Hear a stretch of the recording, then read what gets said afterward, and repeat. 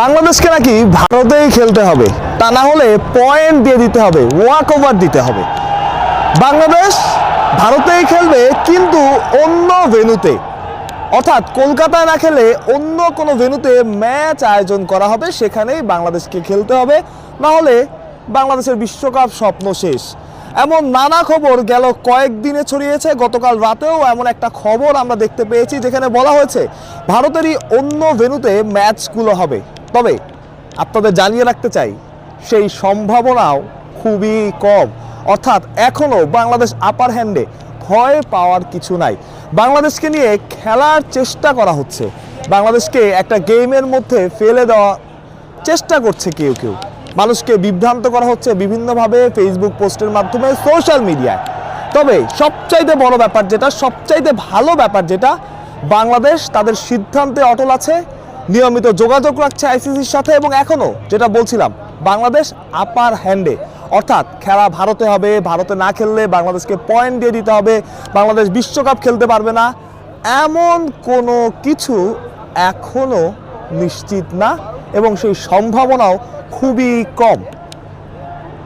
Cricket পাড়ায় গুঞ্জন, শ্রীলঙ্কাতেই বাংলাদেশ খেলছে এবং শ্রীলঙ্কাতে খেলার সম্ভাবনাই সব চাইতে বেশি। অর্থাৎ আমিনুল ইসলাম বুলবুল, বিসিবি সভাপতি, তিনি আসলে ভালো করে জানেন কি করতে হবে, কি করা উচিত। বহুদিন আইসিসিতে কাজ করেছেন, আইসিসির নিয়ম কানুন তার চাইতে ভালো আর কেই জানবেন।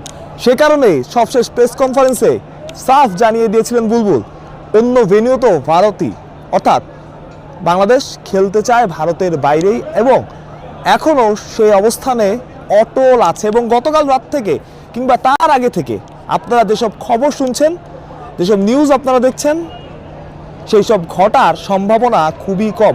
এবং এসব দেশে এক পক্ষ, বাংলাদেশের একটা পক্ষ খুবই আশাহত হয়েছেন যে হ্যাঁ, শ্রীলঙ্কাতে খেলা হবে না, ভারতেই মনে হচ্ছে আমাদের খেলতে হবে। কিন্তু আবারও বলে রাখতে চাই, এখনও বাংলাদেশ আপার হ্যান্ডে, অর্থাৎ বাংলাদেশ সিদ্ধান্তটাই গৃহীত হতে যাচ্ছে, সেটার সম্ভাবনাই সব চাইতে বেশি। অর্থাৎ হতাশ হওয়ার কোনো কারণ নেই। আপনাদের মনে করিয়ে দিতে চাই, কয়েকদিন আগে একটা আন্তর্জাতিক ওয়েবসাইট, ক্রিকেটের অন্যতম জনপ্রিয় ওয়েবসাইট, একটা খবর প্রকাশ হয়েছিল, বাংলাদেশকে নাকি ভারতেই খেলতে হবে, না হলে পয়েন্ট দিয়ে দিতে হবে, ওয়াক ওভার দিতে হবে। পরবর্তীতে বিসিবি ডিরেক্ট বিবৃতি দিয়ে জানিয়ে দিয়েছে পুরো খবরটাই মিথ্যা।